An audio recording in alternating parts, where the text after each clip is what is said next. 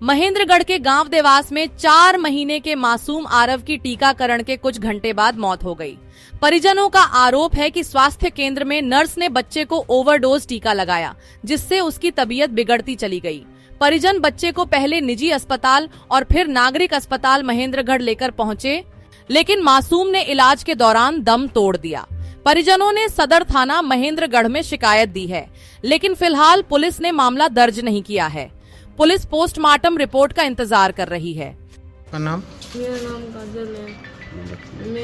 मेरा बच्चे को मैं PHC सेंटर में से कॉल आई थी, इंजेक्शन लगवाने ले गई थी मैं। उसके बाद क्या हुआ? तीन इंजेक्शन लगाए उन्होंने 3 बजे। 5 बजे मेरा बच्चा सो गया। 8 बजे एक बार उठा, फिर बाद में उसने कोई एक्टिविटी नहीं की।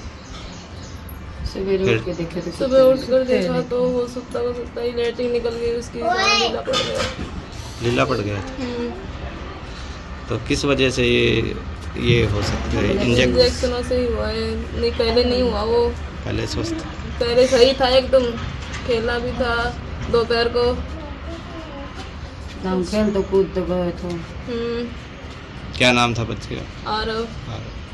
हमारे घर में परसों मेरे चाचा की वो मौत हो गई थी, तो हम रात को उसके पास बैठे रहे। सुबह होने के बाद हम उसकी दाह संस्कार की तैयारियां करी, तो 12-1 बजे हम दाह संस्कार करके घर आए तो मैडम शकुंतला का फ़ोन आया कि बच्चे को इंजेक्शन लगवा के लेके जाओ। मैंने मना कर दिया कि भाई हमने ना ही तो खाना खाया ना ही हम नहाए, हम सारी रात से परेशान हैं, हमारे घर में ये परेशानी है, फिर देखेंगे। मैं नहा करके और खाना खा के सो गया। उसके बाद फिर से उसने बच्चों को फ़ोन किया, वो बोली कि आज आखिरी टाइम है, ये इंजेक्शन लगवा के जाओ। कहाँ से फ़ोन आया था? ये हॉस्पिटल PHC देवास। तो वो बच्चे वहाँ लेके चले गए, बच्चे लड़के आरव को। उसने जाते 3 इंजेक्शन या 4 जितने भी उसने इंजेक्शन लगाने तो उसने वो इंजेक्शन लगाए, वो इंजेक्शन लगा दिए। वो बच्चे को घर लेके आ गए। घर आने के बाद बच्चे की वो जो दैनिक एक्टिविटी थी वो थोड़ी सी कम हो गई।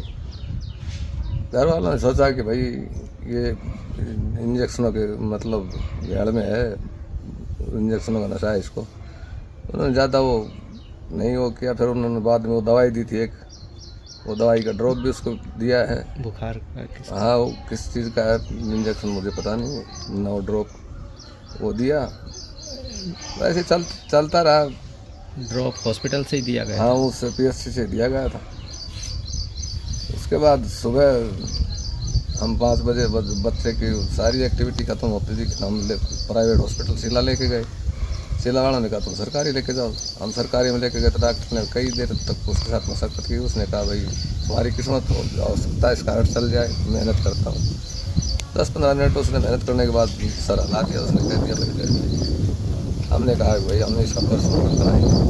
बच्चा 101% बिल्कुल स्वस्थ था, कोई बीमारी नहीं थी उसको।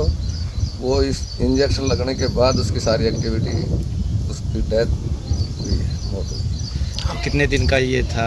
आरव 4 महीने 4 दिन का। कब जन्म हो गया? 12 दिसंबर को उसका जन्म हुआ, नारनौल सिविल हॉस्पिटल नारनौल। तो इसकी कोई शिकायत आपने पुलिस को दी? पुलिस को शिकायत दी है। पुलिस ने कहा कि नियमानुसार रिपोर्ट आने पर कार्रवाई की जाएगी।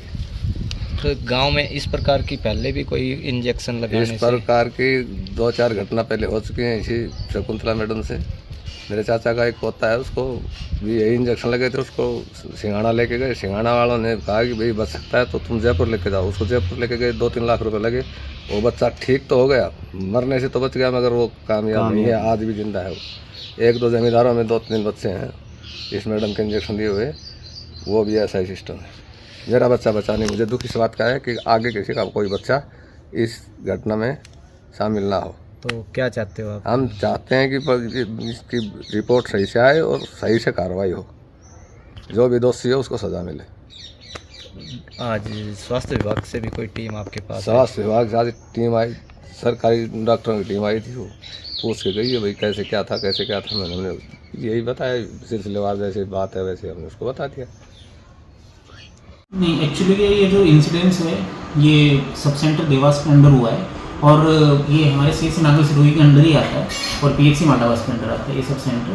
इसके अंदर एक बच्चा था आरव सन ऑफ काजल, ये 4 महीने का बच्चा था। इसके 3.5 महीने में जो टीके जो भी इम्यूनाइजेशन था वो किया गया था और उसके अंदर हमने उसको कॉल करके सब सेंटर पे बुलाया था कि आपका इम्यूनाइजेशन भी हो चुका है तो आप आके टीके लगवा लीजिए। वो अप्रॉक्स दोपहर को 2 बजे के आसपास सब सेंटर पे आए थे और रूटीन में जो उनको एज पर स्केड्यूल जो इंजेक्शंस लगने थे वो हमारी शकुंतला MPHW फीमेल वर्कर थी, उसने लगा दिए थे उसको और उसके बाद उसको 10-15 मिनट वहाँ पे मॉनिटर किया था, उसको बिठा के अच्छी तरह देखा था। बच्चा बिल्कुल ओके था, मदर भी सेटिस्फाइड थी, मदर फादर के साथ आया था बच्चा, मदर फादर दोनों सेटिस्फाइड थे, बेबी बिल्कुल हेल्दी था, कोई भी दिक्कत नहीं थी।